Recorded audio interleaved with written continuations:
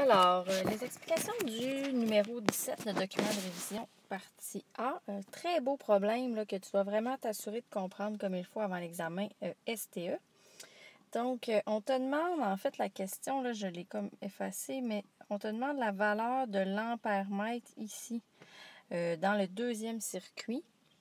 Donc, ça, c'est la question.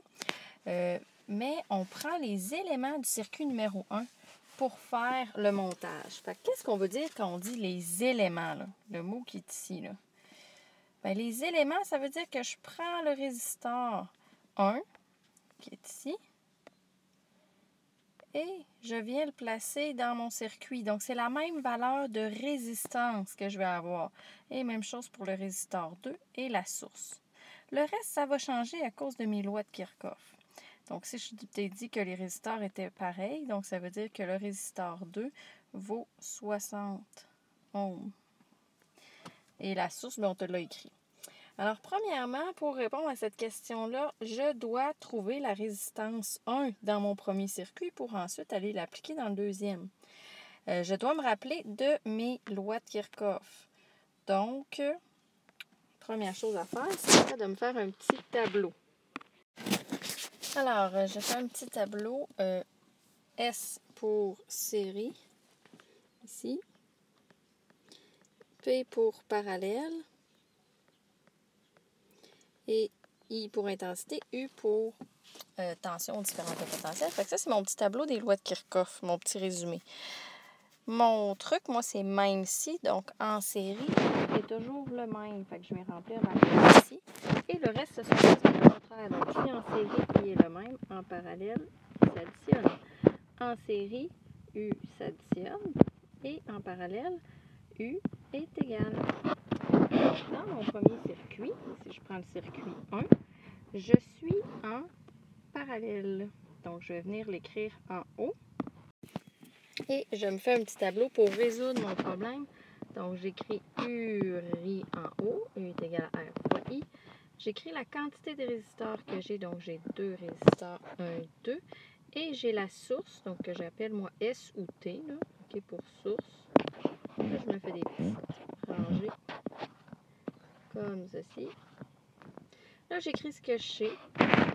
Et puis aussi ce que je cherche. Donc, ce que je cherche, là, en fait, c'est mon résisteur 1 pour être capable de venir le mettre dans mon deuxième circuit. Mon intensité, je la connais à la source, c'est 3 ampères. Je la connais dans le résisteur 1, qui est 1 ampère. Je connais aussi le résisteur 2, qui est 60 ohms. Et je connais la source, U à la source, c'est 120. J'écris aussi en haut, OK, mes lois de Kirchhoff, donc pour me donner des points en parallèle. Donc, je viens me référer à ça ici, là, mon petit tableau. Donc, je suis en parallèle, fait que je regarde à P. P, I s'additionne et U est égal. Donc, je viens de l'écrire en haut de mon tableau. I, je sais qu'il s'additionne en parallèle. U reste égal. Et R, je peux l'ajouter, s'additionne. Moi, j'écris s'additionne en fraction ou tu pourrais marquer résistance équivalente. Alors, si U est toujours égal, ben c'est facile. Je peux venir remplir ici dans mon tableau toutes mes U facilement.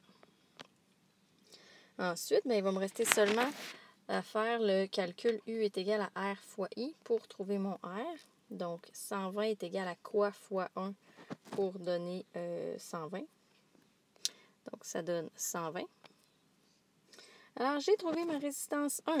Donc, maintenant, je peux aller la transférer dans mon tableau ici et venir écrire 120 ohms. Parce que c'est ce que j'ai trouvé. C'est une valeur de résistance, ça ne peut pas changer, peu importe dans quel circuit on la met.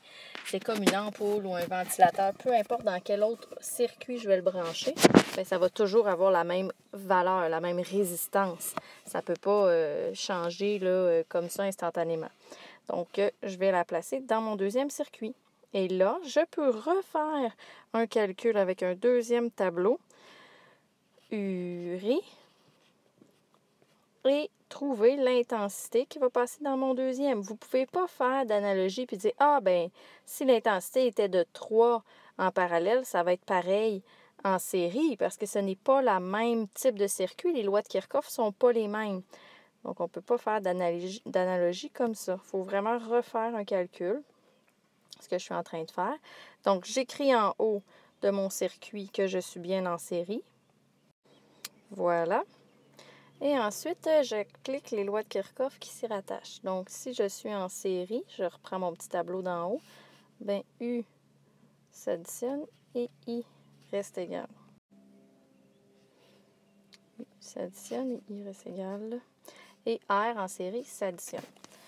Alors, j'écris ce que je sais. U à la source, bien, c'est le 120. C'est la même pile que je transfère. En fait, c'est une batterie, une série de piles. Donc, que je viens mettre. Mes R, je les connais. Donc, R1, c'est 120. Et R2, c'est 60. Et puisque en série R s'additionne, je peux donc trouver mon R à la source, qui est donc 120 plus 60, ce qui me donne 180 ohms. Une fois que je l'ai trouvé, je suis capable de trouver mon I total, parce qu'il est égal partout de toute façon dans le circuit. Alors, j'utilise la formule U est égal à R fois I. Je connais mon U qui est 120. Je connais mon R qui est 180. Donc, j'isole X qui est I divise par 180. Ce qui me donne un I égal à 0,66. Ou si on veut être plus juste, on va écrire 2 tiers. Mais les deux seraient acceptés à l'examen. Donc, 2 tiers d'ampères. Ah, oublie pas ton unité. Ou 0,666 périodique ampères serait l'intensité. Alors, on voit très, très bien que ce n'est pas vrai, OK, que l'intensité reste pareille si je suis en parallèle ou si je suis en série. Elle change. La seule chose qui demeure toujours constante, ce sont mes résistors et ma source. Parce que ce sont des éléments concrets, OK, que je peux venir changer d'un circuit à l'autre. Le reste, ce sont tous des calculs que tu dois faire. Alors, fais attention à ça. Voilà.